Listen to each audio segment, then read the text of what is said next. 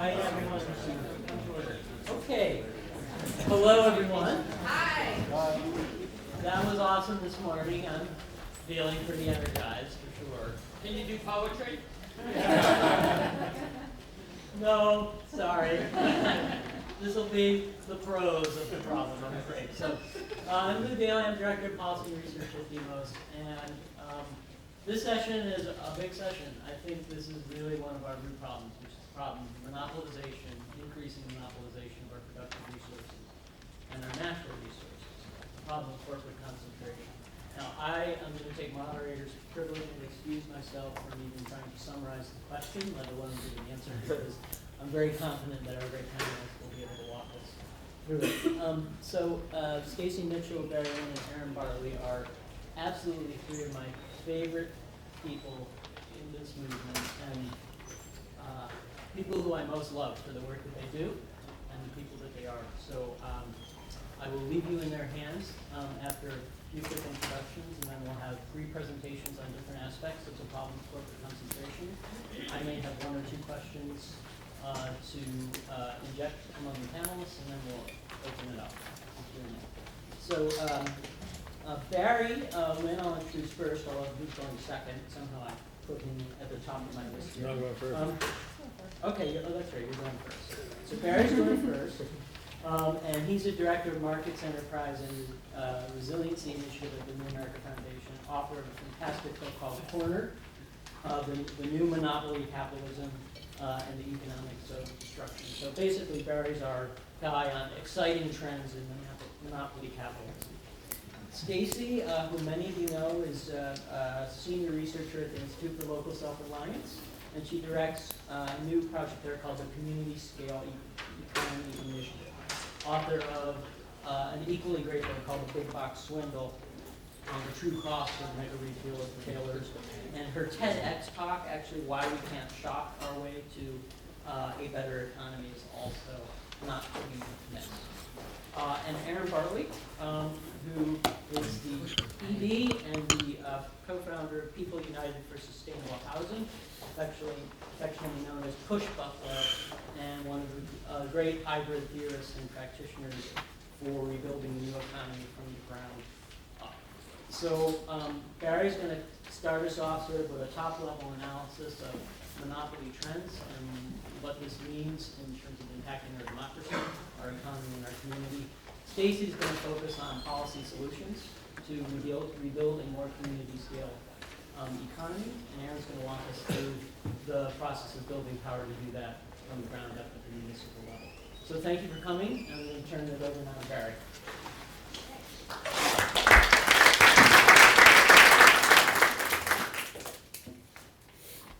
Well, thank you, Lou. That was a great introduction, and it's fun to be here with you all.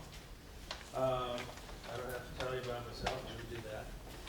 What I want to do is actually sort of look at very directly at sort of this connection between sort of law, really antitrust law, and monopoly law and localism. And I guess, one way to start that, this is a brand new presentation. I just scratched it out this morning, so it may be a little bit rough.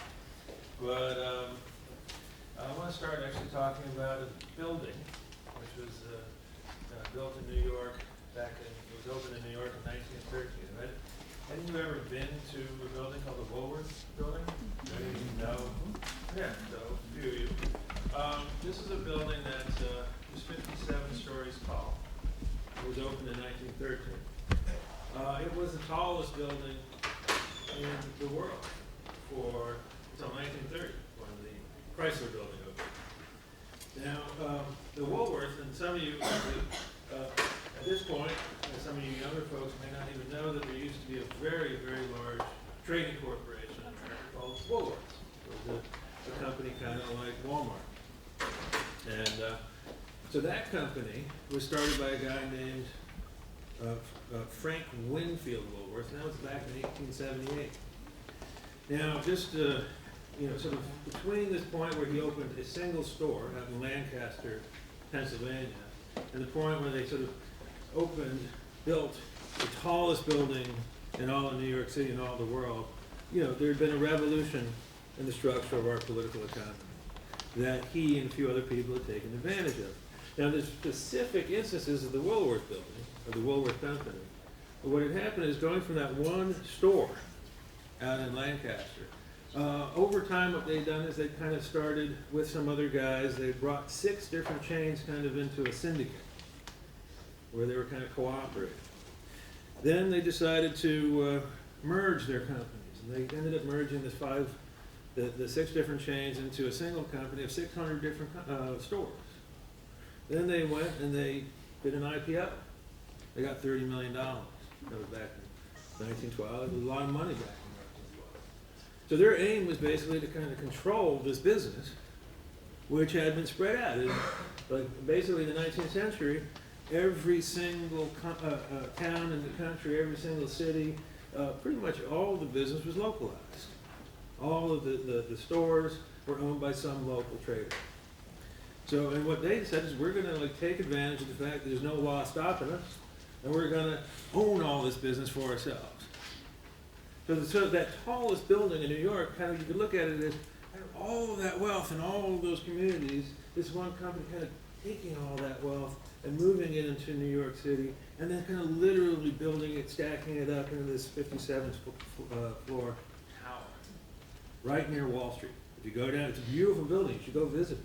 But it's right near Wall Street. So that was like symbolic of what had happened, this sort of revolution in American life, in American culture, in American commerce, in American business back in the plutocratic era.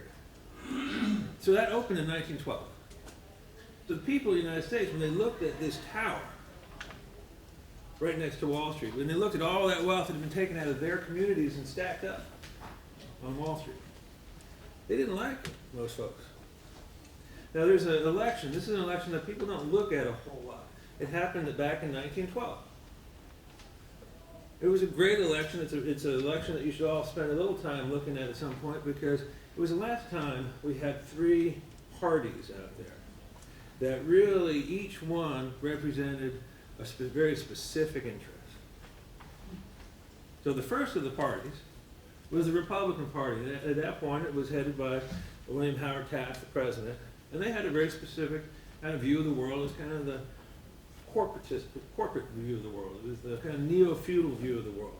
You know, it's like, you know, just let us kind of run things. We'll kind of put these corporations out there, and we'll run these corporations. We'll take care of you. Don't fret your little heads. We'll provide what you need. And then there was this alternative vision. It was the Bull Moose Party. It was this guy named Teddy Roosevelt. Teddy Roosevelt had stepped down in 1909. But then he got kind of angry at Mr. Taft and came back.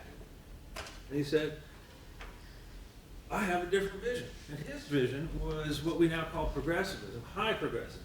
I mean, it's somewhat different than what we say progressivism now, but they call it progressivism, which is essentially a kind of socialism.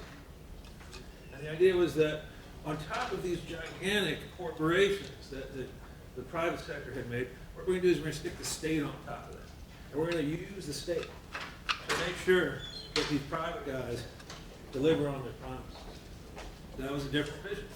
But they also said their vision was that all this concentration is actually a pretty good thing. It's more efficient. It's going to like help out the consumer a little bit by making things more efficient, driving down prices. And then there was a third vision. This was the Democratic Party at the time. It was headed by a guy named Woodrow Wilson. And that was essentially the Jeffersonian vision. Bryanite vision. William Jennings Bryan. And it was this vision that, you know, that old world, the world in which Frank Winfield had started, that was a fine world. That, you know, the world in which every community, the members of that community should run all the business of that community, that worked just fine. We don't need all of this concentration. We don't need to have the government sitting on top of a bunch of corporations in some kind of corporatist embrace to make it all work for us. We can do just fine by ourselves. Well, the American people, given these 3 choices, they chose Woodrow Wilson. They chose the Democratic Party. They chose the Jeffersonian tradition. They chose the tradition that went back all the way to the original Tea Party, which was, as Stacey Fisher well knows, the Tea Party was a rebellion not against taxation, but against monopolization of commerce by a single company. So how do we get, so then what happened with that vision after Wilson was elected? Well, there were some things got in the way. World War I got in the way mainly. So they didn't really get to start acting on that vision that the American people voted for in 1912. We didn't really start to get to work on that until 1933. And then all these people who'd been in the Wilson administration, including almost all the folks, top level folks in the Roosevelt administration had been in the Wilson administration. They'd all read his book called New Freedom, which was co-written by a fellow named Louis Brandeis. So at the early, very, very early, you guys have heard something about the New Deal. You probably heard that, well, there's a lot of socialization, a lot of control in the New Deal. People still say that. That's true. That was true for the first 2 years of the New Deal. But it didn't work. What they did in the first 2 years of the New Deal, they tried to do what Teddy Roosevelt said. We're going to take these giant corporations that have been created, we're going to stick the government on top of it, we're going to make it work for y'all. Didn't work. Did not work. So then they had the second New Deal. The second New Deal started in 1935. And what they did is they said, this playbook that the Wilson people had come up with, this idea of like returning power out to the communities, we're able to use that. That's a fine playbook. And they did it. And they did it through this whole suite of laws. It wasn't just the administration, it was actually Congress took a lead in this. The populist in Congress. Unashamed populists in Congress. People like Wright Patton. Now there's all kinds of laws. There's antitrust laws, there's all these other kind of laws. Pricing laws, common carriage laws. You know, they call them the anti-chain store laws. There was a big company back then, there was Woolworth, there was another big company called the A&P. The A&P was like growing even faster than Woolworth was. It was kind of the Walmart of that era. And they sort of brought the law to bear on the A&P and they took away its power. So anyway, in that period between 1935 and say around 1980, what you saw in this country was this radical transference of power, radical transference of responsibility and opportunity away from the centralized corporation, away from the centralized Washington interrelationship with those corporations, back out to the states, back out to the communities, back out to the individuals in all of these different places. We saw the law, people use the law to relocalize our economy. So like when I was growing up, there's a few other older folks here, you know, so when I was growing up, the banks were local. When I was growing up, the retailers were local. When I was growing up, the services were local. Taxi drivers did not need to be controlled by something called Uber. That was a very different economy. It was a local economy. Now, I just want to be honest, it wasn't entirely, there were the two other realms. There was this industrial realm, like where we made cars, chemicals, steel, and that was essentially national in nature. It was highly distributed, but it was national. It wasn't like each city didn't make its own steel. And then there were these things called communications, like AT&T, and the railroads, and the roads. And those were essentially monopolies that were run by the people to ensure that they were worked fairly for everybody. But the rest of the economy, farming, and all those other things I mentioned, was localized. And I'm just going to read one little sort of quote. This is from, to give you a sense of the kind of the vision. And this is a quote from a guy named William O. Douglas, who was on the Supreme Court. He wrote, this is something he wrote in 1949. This is a case in which Standard Oil was trying to take over a bunch of little local gas stations. He wrote, when independents are swallowed up by the trust and entrepreneurs become employees of absentee owners, the result is a serious loss of citizenship. Local leadership is diluted. He who was the leader of the village becomes dependent on outsiders for his actions and his policy. The The year after William O. Douglas wrote that, the year after he wrote that, a fellow named Sam Walton started a company, Walmart, in Bentonville, 1950, first Walmart. The reason that Mr. Walton got to do that was because the people had used the law against Woolworth. The people had used the law against the AMP. We created space for a man like Sam Walton to go out and create that first company. And people say, Teddy Roosevelt and his group, the high progressives, they say that this stuff is inevitable. Concentration is inevitable. Concentration is a one-way street. And that is a lie. We have proven that it is a lie.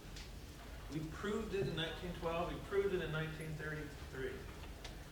We took all that concentrated power, we distributed it again. Just to give you even one sense, in the 1920s, the top 4 packers in this country, packing houses, they had 85% of the market share. 1975 it was down to 25%.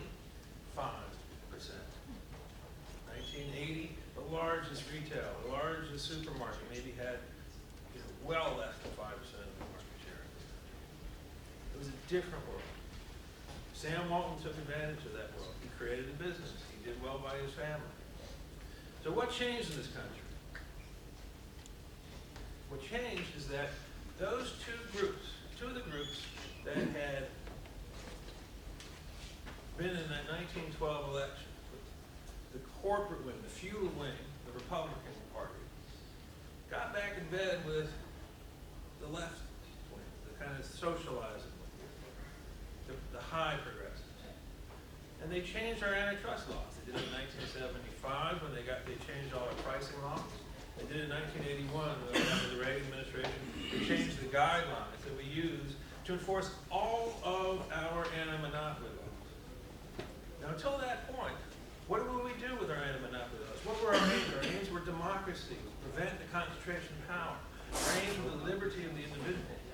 The individual could bring his or her work and ideas and product to an open market where you could exchange with each other without these middlemen and interfering with our business. The purpose of antitrust up to that point, anti-monopoly, was resiliency. That's what we did when it came to the banks. We said we're going to make the banks smaller so you're not going to see something like 1929 again. We had all these different goals.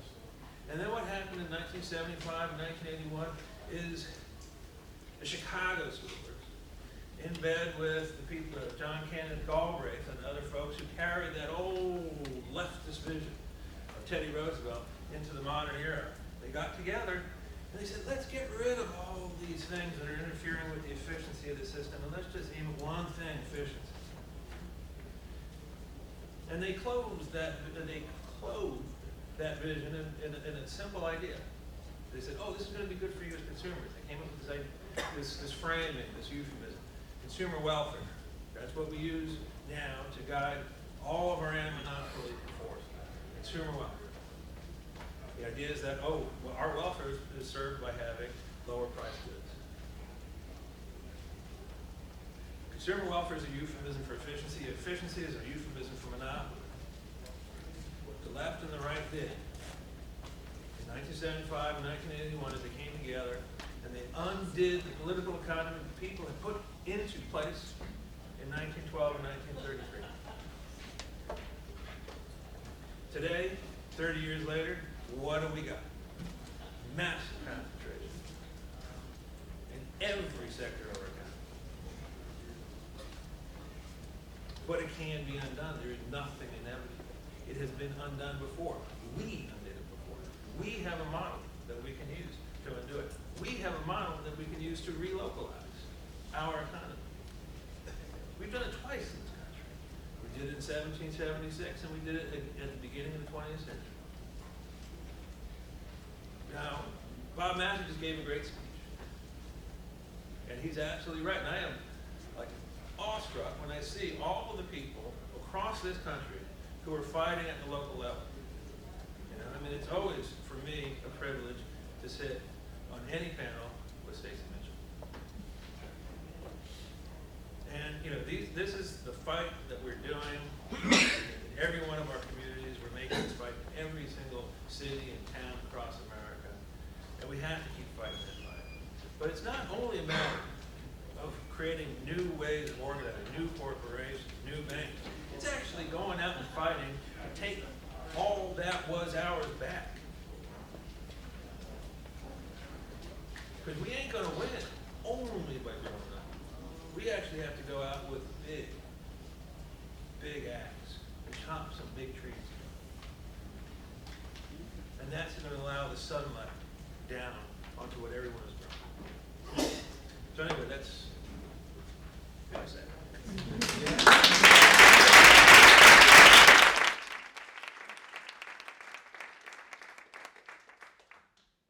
That's terrific.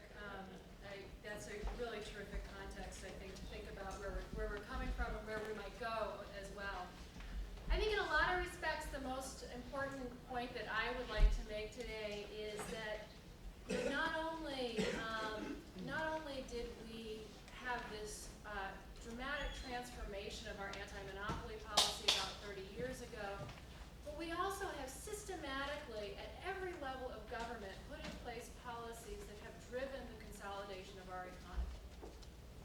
And this is one of the things, the reason I think this is so important is because it operates invisibly. This is the mythology that I think our current economy has us living under.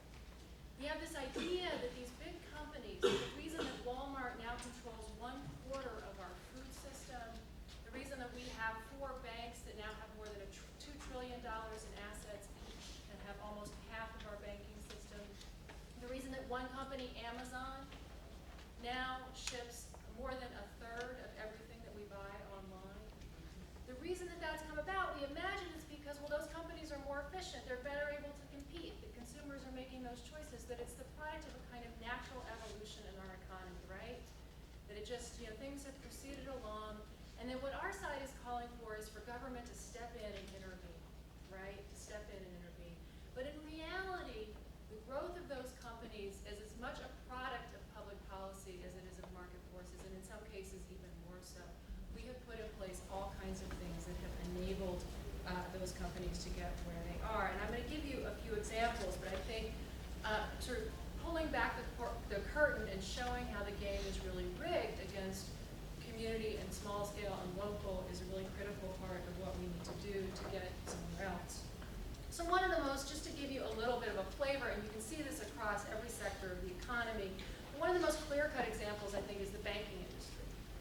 Back in 1990, which was not that long ago, we had about 28,000 banks and credit unions in this country, and the system was sort of divided. There were about 1/3 of the market was small local banks that just operated in one community.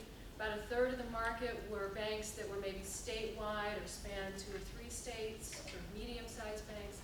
And about 1/3 of the market were larger banks that went across multiple states or, in a few cases, were national. Today, small and medium-sized banks have now shrunk to less than 1/4 of the banking system. It used to be 2/3, now it's down to 1/4. Large banks are another 1/4.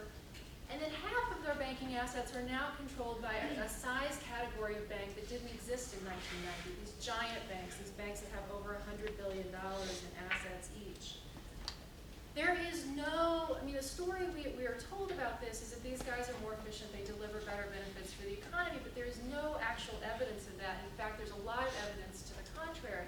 There is a whole slew of economic research that shows that the maximum efficiency for bank size, it peaks at somewhere around a small to medium-sized bank. And after that, banks actually become less efficient. There are diseconomies of scale, more costly to operate.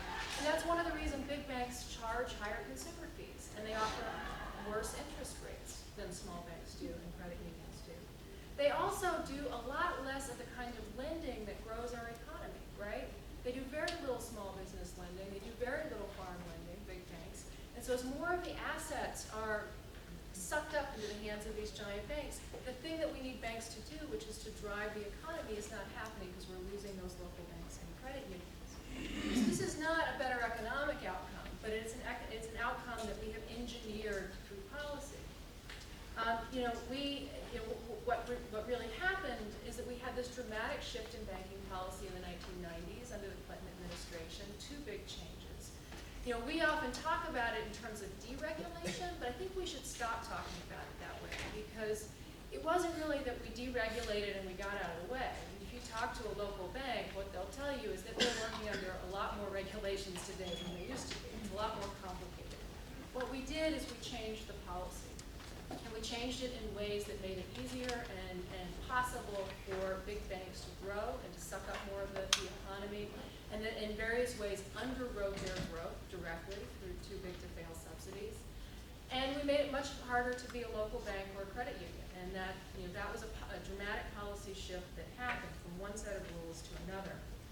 And you can go through every economic sector and see this over and over again, you know, whether you look at the Farm Bill and the fact that huge $275 billion in subsidies, 80% of those dollars going to the largest 10% of farms in the country. You can look at the retail sector, where we've just, as Barry pointed out, had this dramatic consolidation over the last 30 years. Again, really aided by public policy. At the height of its growth, Walmart was asking for and often receiving subsidies on 1 out of every 3 stores it built. It also benefits from a host of tax policies that allow it to escape paying income taxes. And we've literally used billions of dollars to help that company grow through tax incentives and tax loopholes. Or you can look at something like Amazon. I mean, everyone assumes you've got a company here that has grown because of its ingenuity, because of what it's brought to this space. But the fact that Amazon has not had to collect sales taxes for the last 20 years, while every local retailer in this country has had to do that, has been a dramatic advantage that has really fueled the growth of that company.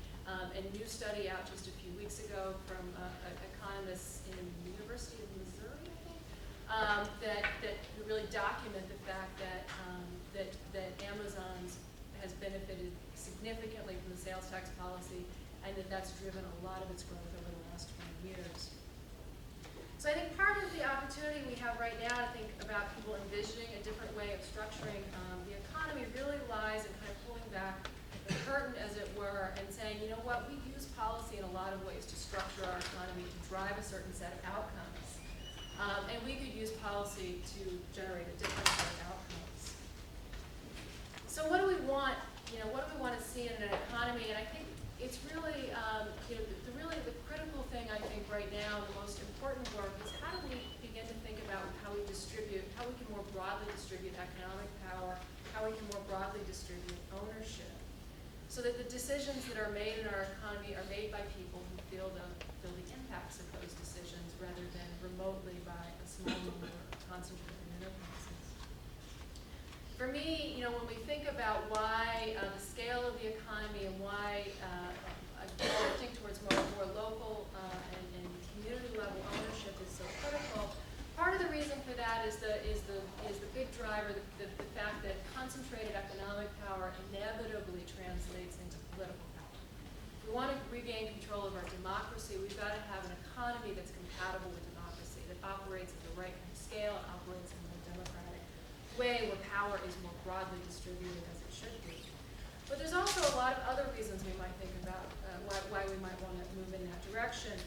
One is that there's a lot of evidence that local and smaller scale businesses generate much better economic benefits for their surrounding communities, that they generate more jobs. Local retailers, for example, generate a lot more jobs than Walmart and Amazon do for every dollar that they take in sales. That they also raise median incomes. Studies have found that communities that have a dispersed ownership of business, where there's lots and lots of small and mid-sized businesses, have faster rising median incomes than communities where a few big companies are dominant. And other studies have found that when there's an expansion of corporate power, for example, when Walmart moves into a community, that poverty rates actually go up. So our economic interest, despite everything that these companies say, has not at all been served by this model.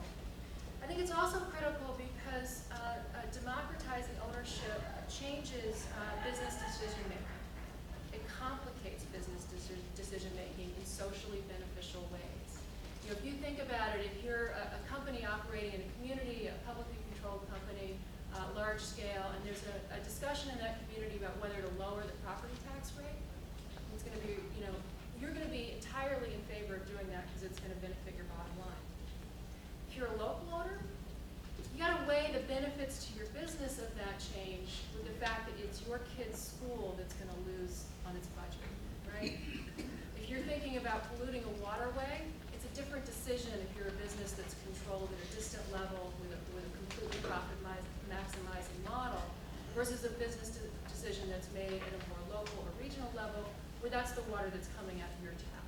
You know, that's the kind of change and alignment. It doesn't mean that we don't by any means obviate the need for strong public policies to protect the environment, to set labor standards and so on, but it begins to align business decision making in a better way in terms of the kinds of outcomes that we want to get to. So there's a lot of evidence that you can see at this conference and in fact all over the country that people are really gravitating towards this. We've seen just huge changes. I mean, the growth in small-scale rooftop solar and how that's changing the electricity industry, the fact that credit unions have increased their market share, the explosion of farmers markets and local food systems, the fact that we have 500 more independent bookstores in this country than we did 5 years ago, the fact that we've got over 1,400 new independently owned neighborhood grocery stores, and you can see it throughout the economy. People are moving in this direction. There's more and more of this energy around how can we control our economy, how can we take it back to our own ownership and our own decision making. But in order for that to move from the margins into the mainstream, we've got to change these underlying structures, these policy structures. So what would that agenda look like? A lot of what the Institute for Local Self-Reliance has been doing for a lot of years now is really looking at developing policy models across a variety of sectors of our economy. And when I was thinking about what I should do here today, what I didn't want to do is sort of give you this huge menu of things. You know, it's just big. You can go to our website and go into the rules library and look at detailed local, state, and federal policy models across a variety of sectors of the economy. But I thought I'd just give you a little bit of a flavor of how we could think about policy differently and what kinds of outcomes, what kind of policy decisions that might lead to. One example of a tool that I don't think we use very well is planning and zoning policy. You know, planning policy is one of the most powerful tools that local and state governments have at their disposal, but we mostly don't use it very well, or we use it badly. We tend to think about planning in terms of, well, landscaping, how tall should a building be, how set back from the street. Those things are important for a lot of different reasons. But there's an opportunity to think about embedding economic values in planning. An example of doing this is the Cape Cod Commission, which is the 14 townships that make up Cape Cod. Cape Cod, you can tend to think of as a wealthy place because there are a lot of people who summer there, but in fact it's a place that has a lower income levels and a lot of working poverty because the quality of jobs in the region is not great. And part of what the Cape Cod Commission does is it says that if you want to build anything, if you want to open anything over 10,000 square feet, not very big, you've got to go through a regional economic impact analysis. And that analysis and the decision that's then made about whether you can move forward with that project is governed by a set of policies that say we want to increase local ownership, we want to increase the level, the quality of jobs, the jobs that pay better incomes in our community. And so this process leads to very different decisions. Just a few months ago, the region was looking at a Lowe's home improvement store, which they said no to because after they looked at it, they realized there was a whole ecology of hardware stores and plumbing businesses and flooring stores and so on across this region that were providing much better jobs and were supporting through a network of relationships, hiring local accountants, local web developers, all of this other economic activity in the region. So they said no. And then what has happened over time is that policy has been in place is that you've seen this increase in the number of local businesses and this improvement in the economy of the region. It's just one example of, I think, ways in which communities can think about using planning policy. Energy is another huge opportunity right now. We've been working a lot at the Institute with states and local governments around this, moving beyond net metering policies, which many of you are probably familiar with, which help consumers, households put solar on the roof. Often it's leased solar because people don't have a way to finance it, so they go to a company and they lease it basically from a company that does that. We've been pushing for another kind of policy that would require utilities to pay a set rate for electricity for a certain number of years. And what that then enables a homeowner to do is get a bank loan to do that. And now they own it, they're not leasing Ontario has this kind of a policy. They also require that a certain percentage of the solar panels be manufactured locally. The result is 31,000 new jobs in a matter of years. 1 out of every 7 farmers in Ontario is participating, so a new source of farm income to help the local food system. We can think about getting rid of all the tax loopholes, all the incentives we pay out to these big companies. We could think about imposing an externalities tax on companies like Walmart, because they impose all of these costs on us because they don't pay their workers enough to live on. We could impose a tax on that, we could close those loopholes, and we could begin to think about what if we took all of that money? What could we do with it? We could think about things like the Pennsylvania Fresh Food Financing Initiative, which has helped in the last 8 years or so finance nearly 100 locally owned grocery stores, co-ops, other kinds of food enterprises in low-income, rural, and urban neighborhoods across Pennsylvania. We could do something like that on a much bigger scale. And we could also think about how to reform our banking system. Banking is really a critical part of the economy because it's like the DNA that then replicates to the rest of the economy. So if you want to have an economy that's giant global corporations, well, you should have, Wall Street, big, giant global banks. That's what you'll get. That's what will get financed. If we want to have an economy that goes in the other direction, we need to think about more community scale finance and about bringing local banks back. Many of you are probably familiar with the Bank of North Dakota, which is a great public bank model. We could do that in other states. We could also do it at the city level, I think, in some bigger cities. The really remarkable thing about North Dakota is that 70% of the bank assets are held by local banks and credit unions because of that public wholesale bank. It is a state that's very different when you look at their banking system from everything that's around it and the rest of the country.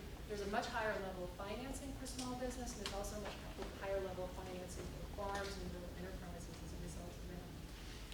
So those are just sort of a few ideas to get us thinking. I think, I deliberately chose local and state policies. There's a lot of work we need to do at the federal level, but I sort of wanted to show that while we tend to think a lot about Washington when we think about policy, we have enormous power, dormant power at the local and state level that we're not using, and we can organize to take that on.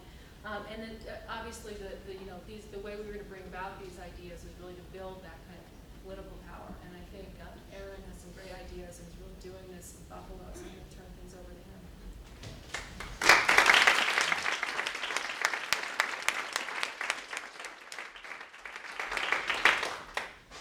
Thanks, Vicki. Happy to be here with everybody. I'm Aaron. I'm going to talk about ways in which some of these principles of community control of resources and decentralized economics have played out in Buffalo, and sort of an ongoing experiment at creating economic wealth at the community level.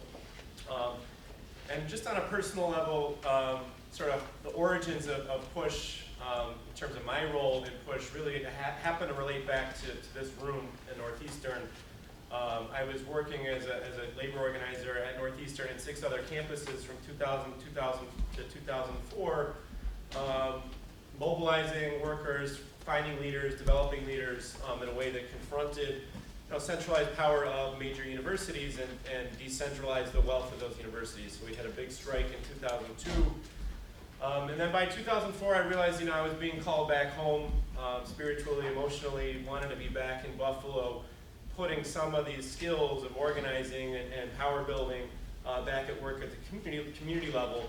And as I looked out for models, I found some great ones in Boston, Dudley Street, Lawrence Community Works.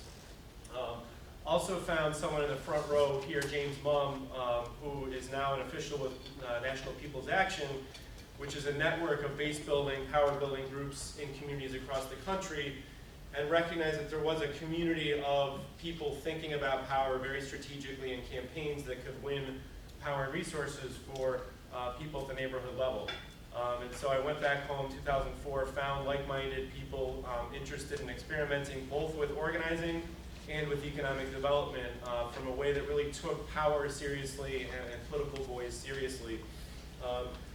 And sort of the story, I think, also just as we get going with my part of the talk, is it's really critical to recognize that localism and some of what's been accomplished in the localist movement is prone to classism. have to be conscious at every turn to make sure that we're not replicating classist, racist hierarchies when we're doing this work. And for us in Buffalo, that means having a pretty keen analysis on the ways that deindustrialization, the destruction of our economy, we lost 200,000 jobs in a 25-year period, and suburbanization were all based on racist, classist hierarchies. And that means building new forms of power that are more democratic and less hierarchical. So where do we come in terms of our orientation of how to get started? We're really thinking about place-based power. We know that people live in real communities, that there are real networks of power waiting to be leveraged, that there are real traditions of organizing in most older cities. And we're also thinking about the tradition of community development corporations and building out the capacity to actually manage wealth.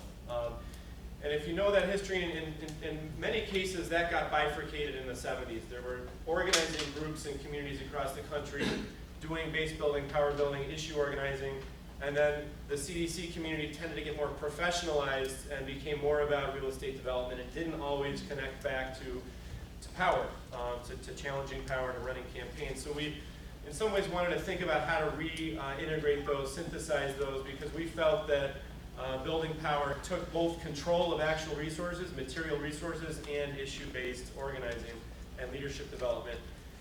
So we also wanted to launch, social enterprise and triple bottom line sectors.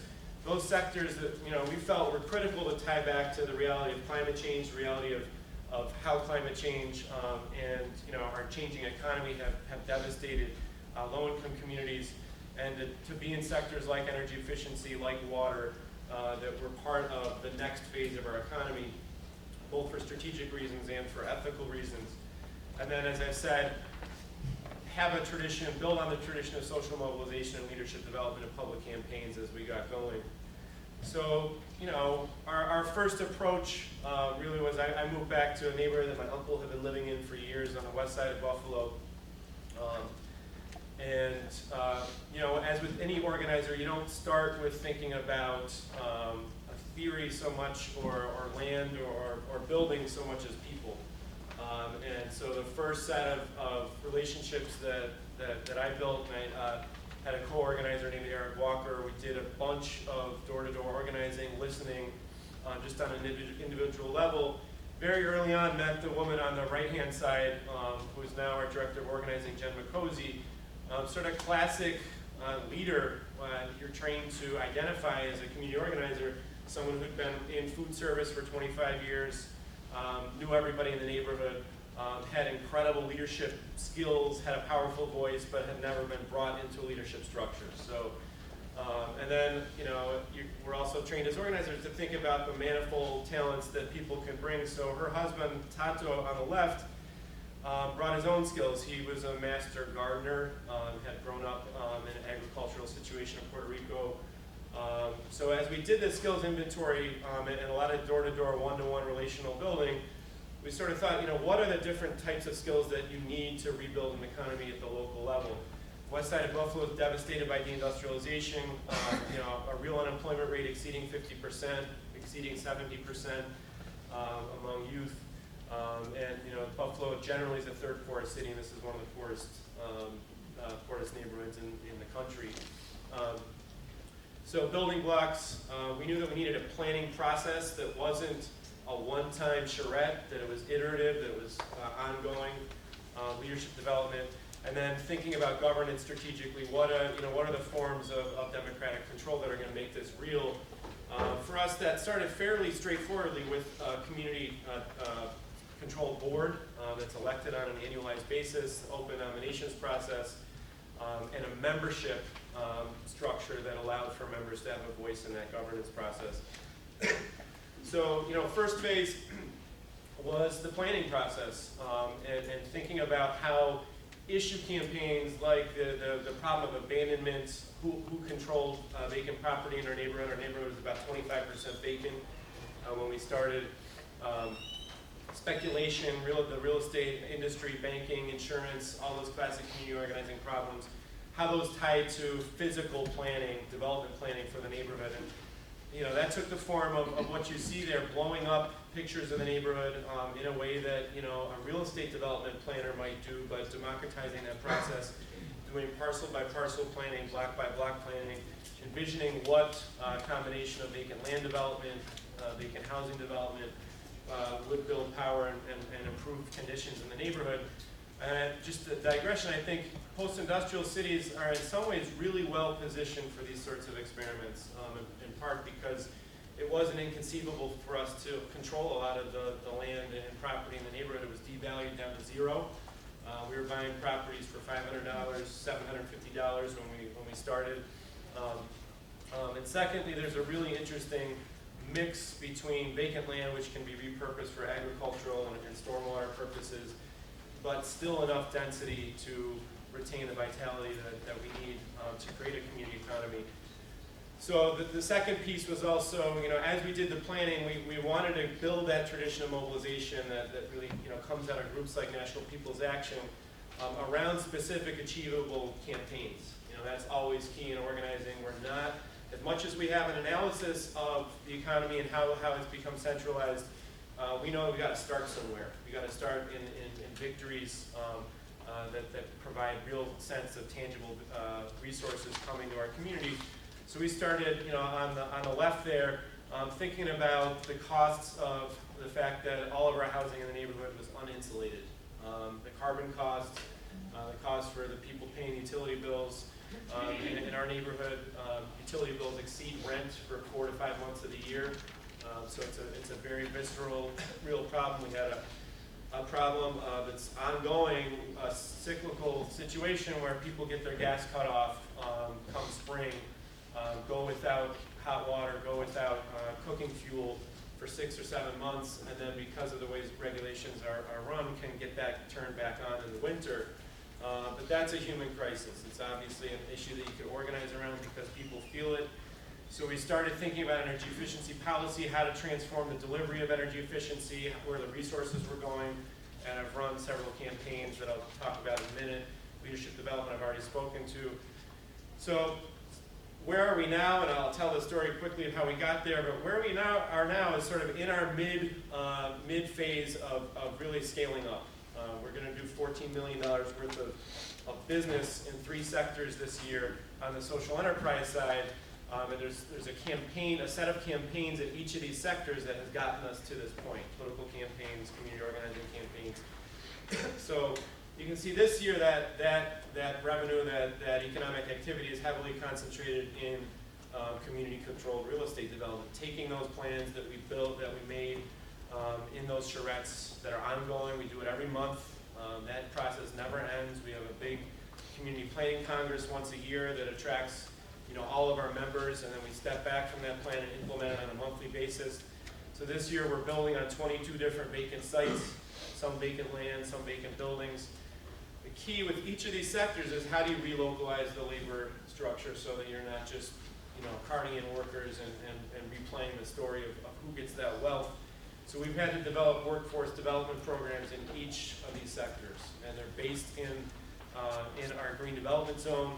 So we've created, you know, a concept, a frame for putting post-industrial neighborhoods at the forefront of combating climate change resilience, because we've been able to really determine the developmental course of this neighborhood. We own 100 pieces of property in this neighborhood, and each one of them has a sustainability potential, whether it's the vacant land where we've built 20 different agricultural gardens and farms, or the stormwater work. So this is, and then I think that our theory also and our model is that there's an interplay between the place-based work, where we really learn the hard lessons of these 3 sectors. I mean, you can't be in a business sector without a lot of hard lessons and without learning to manage processes that are particular to that sector. There's secrets in every industry niche. So as we've been doing this organizing, we've had to build parallel management capacity at the local level. You know, how these campaigns look like back to the sort of real estate sector, affordable housing, community development, interplay between campaigning. So organizing, that's a picture of people from New York State who may remember our Governor Pataki.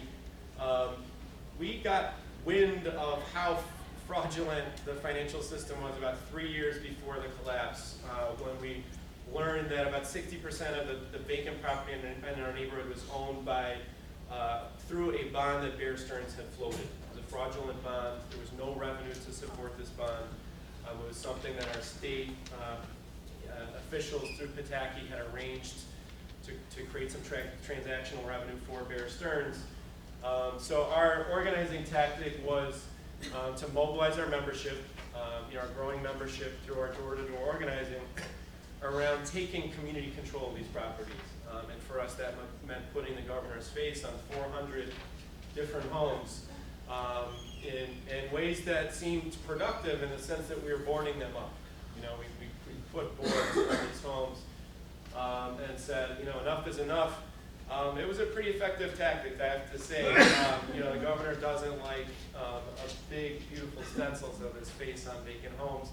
Luckily, that we were in the middle of a campaign season too, so Governor Spitzer to be, took an interest. He didn't want his face on these homes, and so we immediately entered into negotiation. And that's the beauty of organizing around achievable campaigns, is that you experience power in the real, right? And, what does a negotiation look like with a governor to be what's winnable? And for us, coming out of that campaign was an $8 million development fund, some of which we've been able to draw on. It was also available to other neighborhoods. And then relinquishing these homes across the city. They defaulted back to the city of Buffalo, and we've been able to gain control of some of them that are in our organizing district. To move on quickly here, but another piece of combining organizing and development is that you build power coalitions. Everybody knows in the development world, elected officials love development. They love ribbon cuttings. You got to leverage that power, not make sure that you don't become part of the development machine, but also make sure that it is a way that you get elected to respond to your plans. Is building them into the power base when they're good ones. So just to look at classic vacant building in Buffalo in the middle of our green development zone.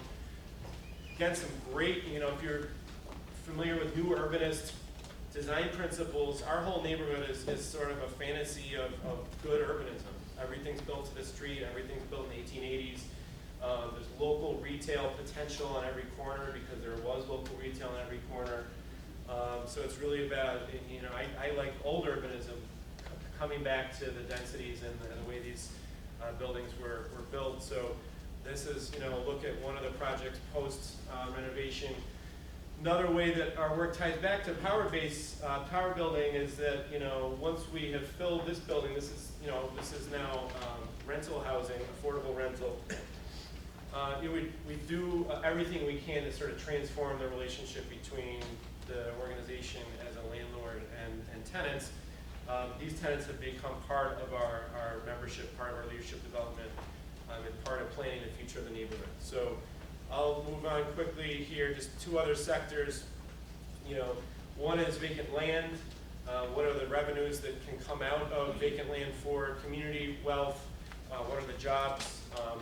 Well, for us, it's both sort of a public amenities, like turning the parcel, the asphalt parcel up there on the left into a public park through a community planning process.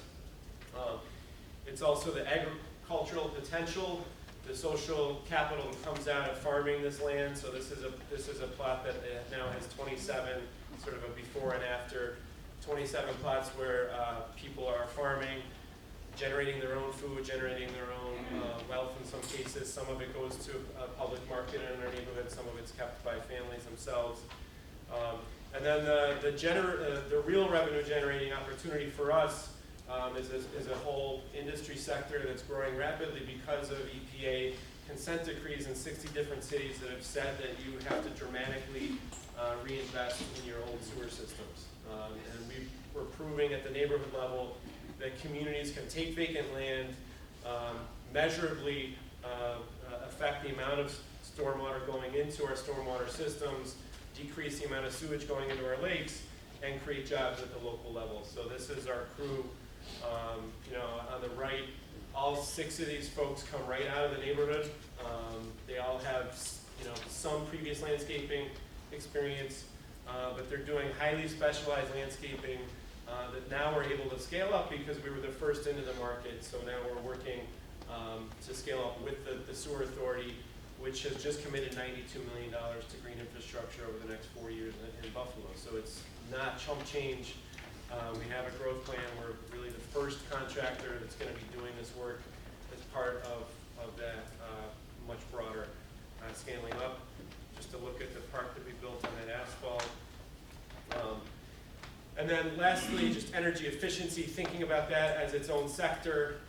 Again, we started coming out of real needs of people paying ridiculous gas bills. And we figured out that there were a lot of misspent funds. There were utility mandated conservation programs that were going to greenwashing campaigns to just put the logo all over, the Sabres and the Bills and the Buffalo Bisons, which is our minor league team, putting them all over those stadiums, having no conservation impact. So we're able to organize. At this point, we've shifted $19 million out of programs that were not having any conservation impacts that the utilities were running at the behest of the regulator into low-income weatherization across the state of New York. And then the key has been, again, capturing that wealth. So we've developed a whole unit, a weatherization unit, that goes out and signs up homeowners across the county for weatherization, for installation, for retrofit. We have a training program for workers to do that work. And that also has a growth plan that's really much about marketing and making the finance options achievable for people of all incomes. So I think I should leave it there so we can continue the conversation. Just say next steps. As we've grown these sectors and have some real wealth that we can repurpose and control, of course we're thinking about democratizing the forms, the corporate forms of some of the work we're doing. So each sector sort of has its own labor situation. In construction, we've actually created what we call a high road temp agency. So we're the developer on our projects. We contract out to general contractors, but we have our own community benefit agreements built into that relationship that says you must hire our workers to do the work. And so we have a training program. They then contract back to us to do the work. Weatherization, where we've been in the planning stages for a community-controlled, worker co-op. Expansion plans for Push Green and Push Blue. Also looking at more engagement on the services that we provide with the major universities and healthcare institutions to get private clients. And I just want to end by emphasizing Stacy's point about the opportunities in energy right now.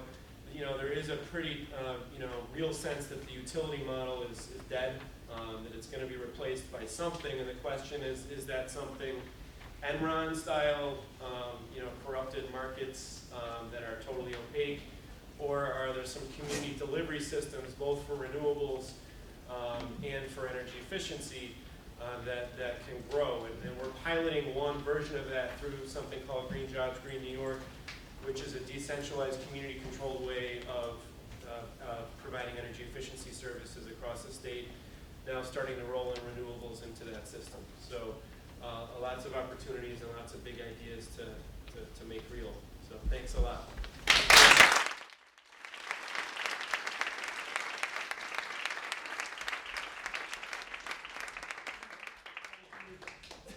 Thank you all, that was fantastic. I'm just going to throw it open for Q&A. We have a lot of great thinkers and doers in the room. I'd ask you to keep your questions specific, and if you have a comment, keep it brief. And I also ask you to sacrifice about 8 minutes of your break because we started late. I think we can break at 11:30, 11:45, so we might go toward 11:40. But I'm sure you have plenty of questions to fill that extra time. So, show of hands. Sir. So Stacy, great job, everybody. Stacy, you talked about banks and small banks being under regulatory duress. We hear from independent bankers that they need regulatory reform. I think that's true in the food system as well. So I steal this term from somebody that I know, scale appropriate regulation.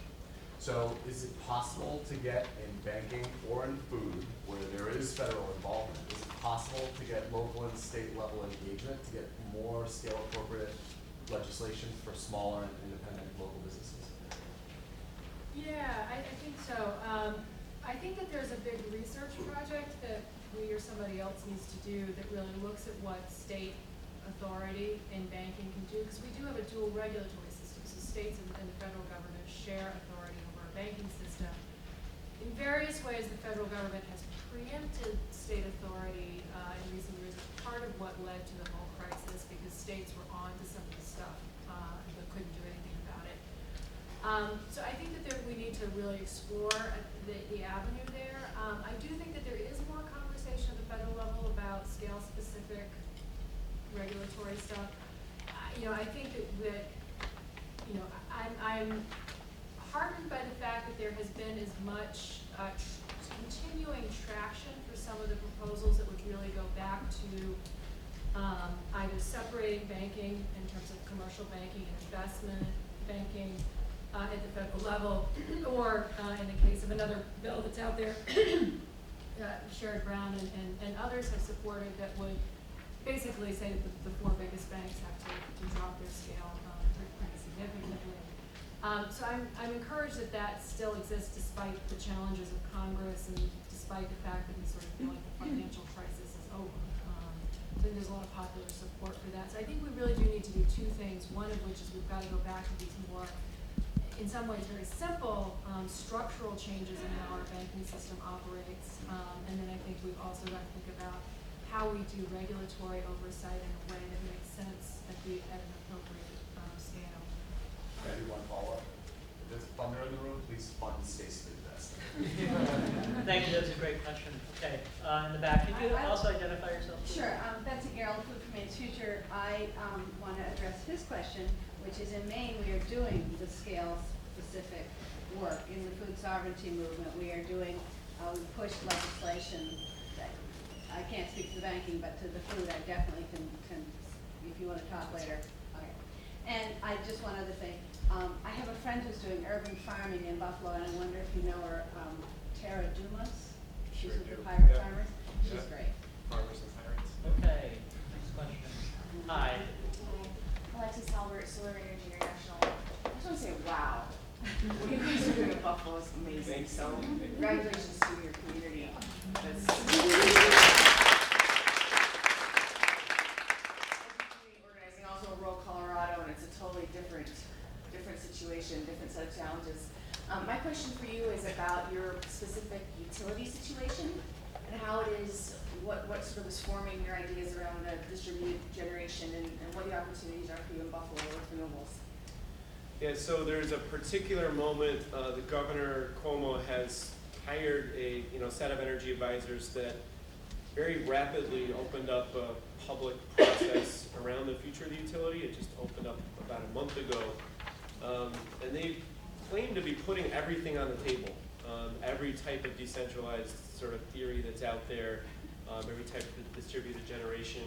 So we've responded with sort of a policy brief because, as I mentioned, there are ways, as we all know, to deregulate that utility in a way that's just super neoliberal and deregulatory and leaves a lot of room for bad behavior. That was the reason that things were regulated in the first place, or we could head in a truly community-controlled direction. So it's really that process that we're intervening in right now. There's a series of public forums across the state. Got some coalitions around different models, both the rental model and the ownership model for scaling up solar is a big piece of it, as is PACE, feed-in tariff potential too, and other finance options. Hi. This is a question for all three of you. I'm from Concord, Mass. And at our town meeting, we passed a bylaw to ban the sale of plastic water bottles in Concord. And the International Bottled Water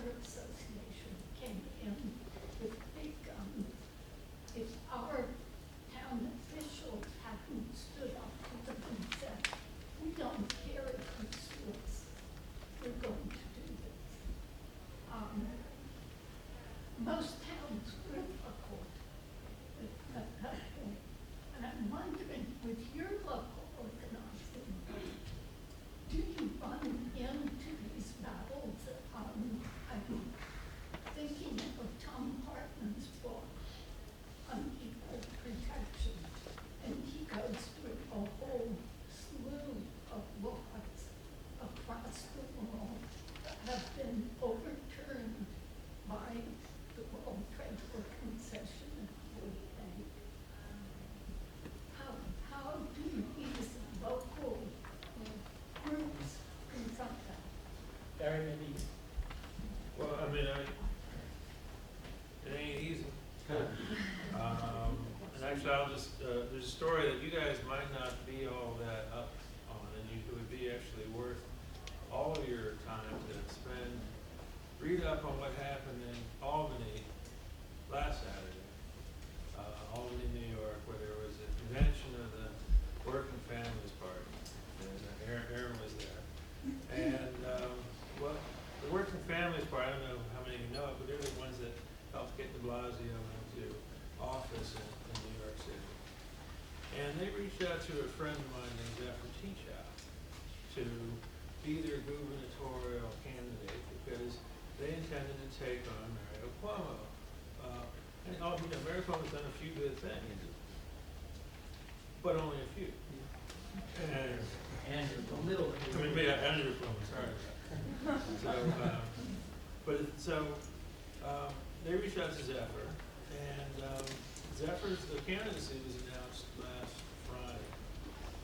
And Zephyr, I can tell you, would have been a transformational candidate in this sphere. I mean, she was going to fight, she was going to give voice to your fight. She was also, Zephyr is a scholar of political corruption. She has a book coming out, Harvard Press in September. It's called Corruption in America. She was a person, her writings were quoted in Citizens United. But what she was basically going to put out, and I was helping her write the speech, so I know exactly what she was trying to be saying, was that we need to be looking for an entirely different political economy across the board, from the bottom to the top.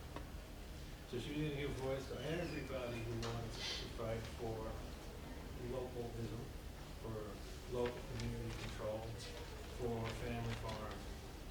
And what happened, beginning last Friday, is that Andrew Cuomo's people began to turn the screws on the unions, which are part of the Working Families Party. And those unions started to feel some fear. And the Working Family Party began to split apart. So by last Friday at 7 p.m., they called up Zephyr and said, "You got to quit because otherwise, we're trying to do a deal here, and you just need to get out of the way." So anyway, 24 hours later, there was a vote taken. You took part in that vote, and Zephyr came really close, despite the fact that she did not fight for control of the party. She did not fight to split the party. She wanted to make sure that the Working Families Party continued to be able to fight somehow, some way. But the outcome is that the party ended up backing Andrew Cuomo, and this person who was about this far away from being a transformational candidate on these issues in a state up here in New York, was taken down by really powerful forces. All right, time for maybe one or two. Over Stacy. here. Oh, Stacy, I'm sorry. If you don't mind, No, no, jump in, I think it was please. a really great question, and I guess I just had a couple of thoughts out very quickly. I think we passed a law in Maine, a coalition of groups a few years ago to require more economic impact analysis before a large retailer could open. And it was shocking to me in our little state hall, in Augusta, Maine, a small town in our small state, that not only was the lobbyist for the National Retail Federation, which is the big guys there, but Walmart has its own full-time lobbyist in our state, and on and on. It's just a sort of amazing the political power that's on the other side.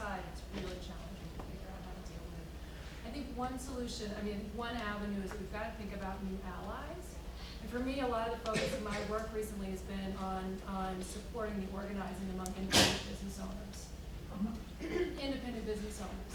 You know, they're about 25% of the economy, sort of tens of thousands, hundreds of thousands of people who have an existential stake, you know, right now, who are really under threat from the direction that the economy is going in. And yet it's a conversation that I think, you know, labor and environmental groups and others have not been, it's not a relationship that we've built. In fact, we've allowed the other side to monopolize the small business voice, right? So I think that thinking about those kinds of new alliances is really critical. And the other thing that I've been thinking about a lot, and I think is really, I think it really shows in the work that's happening in Buffalo and elsewhere, is what's the relationship between economic and political power, such that, you know, are there ways that you can build economic power that help to translate into political power at the grassroots? And one interesting kind of example of this that's happening right now is that there is this big movement by the electric utility industry, the Koch brothers, the fossil fuel interests, have put this massive amount of money, and maybe you've started to read about this, into going into dozens of states across the country and overturning policies that support distributed renewable power, because they're afraid of everybody putting solar on the roof.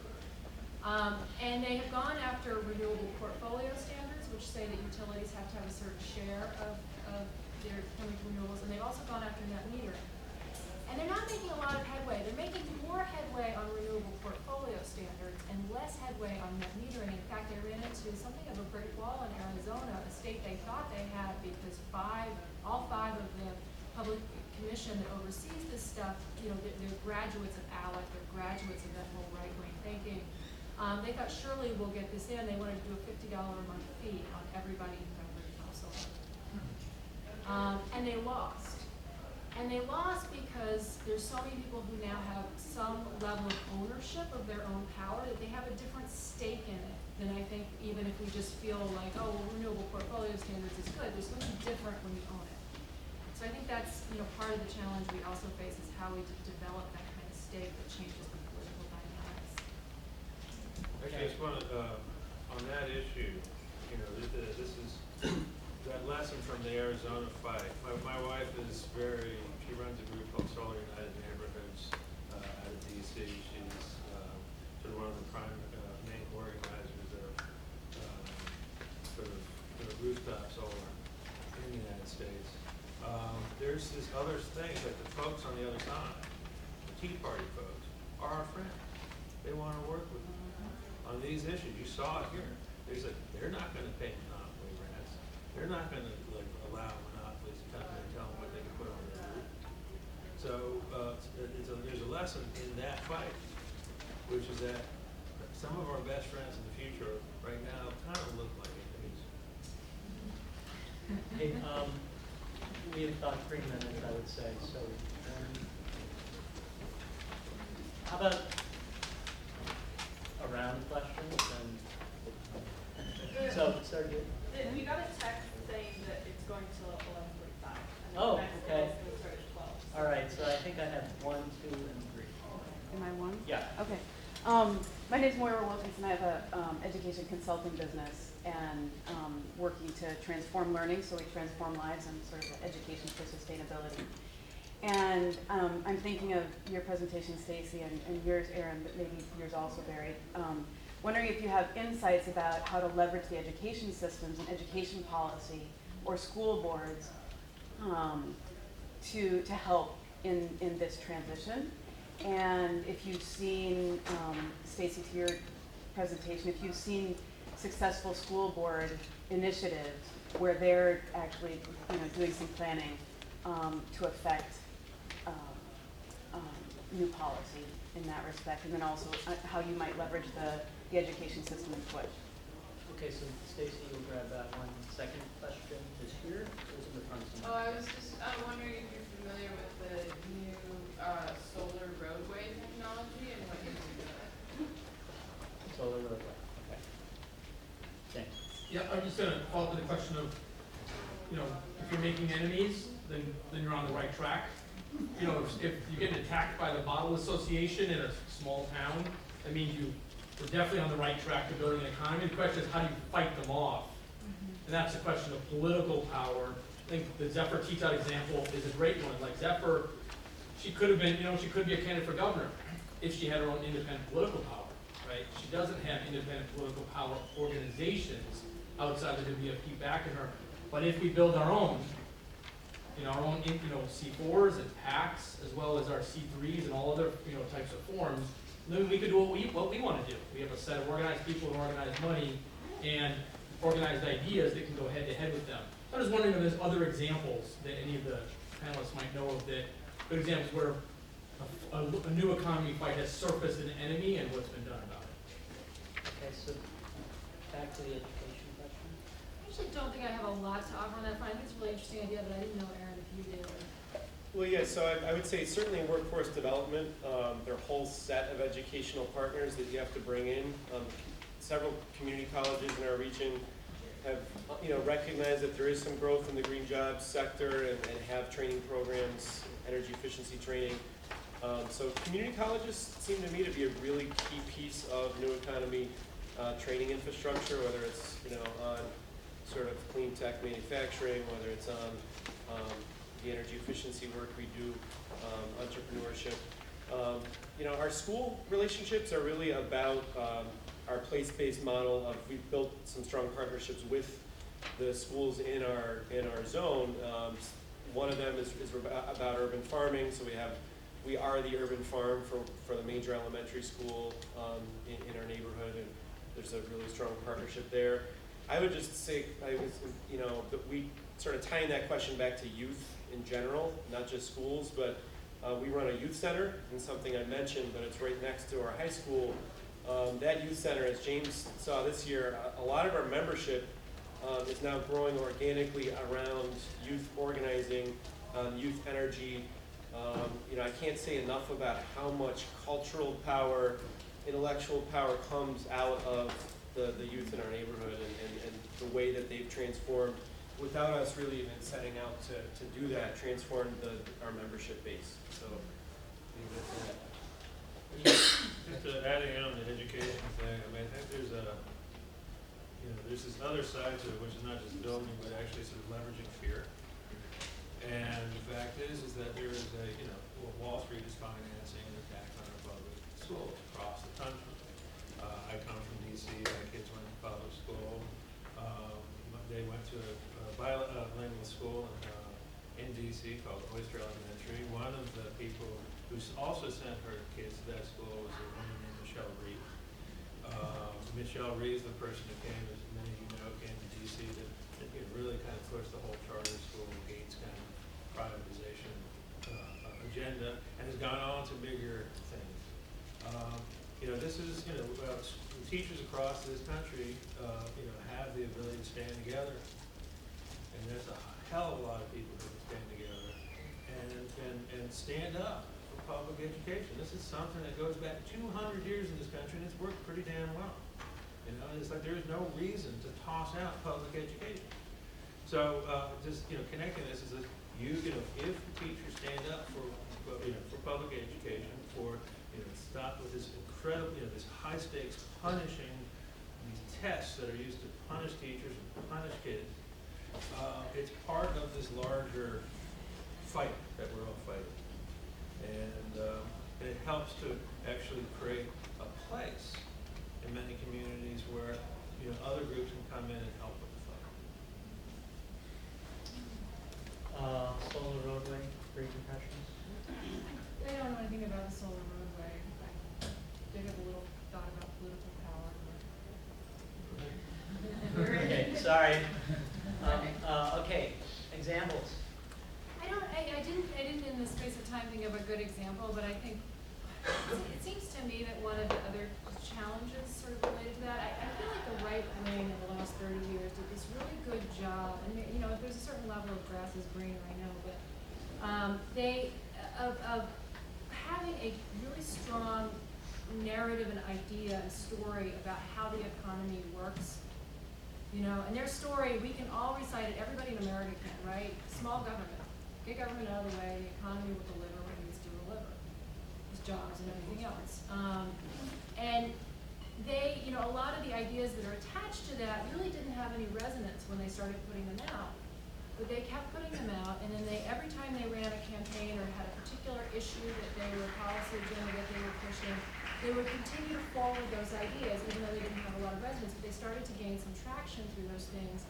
And as the ideas grew and the narrative grew and the framing that we all carry around in our heads grew, it then had a certain amount of power, so as they went after new issues, it helped to drive those issues.